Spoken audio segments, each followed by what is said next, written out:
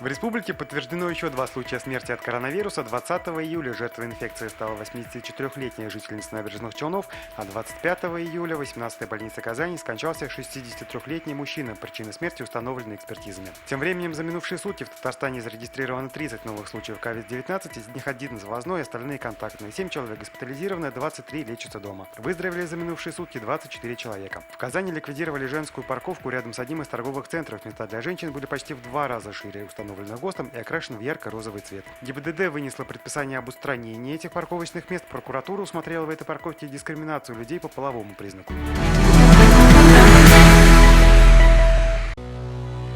Наша рука помощи вашему бизнесу. Антикризисные предложения. Телефон 843 5 705 100. Көтелмәгән кунак көттөреп кенә интернет челтәрләренә дә килеп җитте. Хәзер бу фильмның барлык серияларын ТНВ.ру сайтында карап була.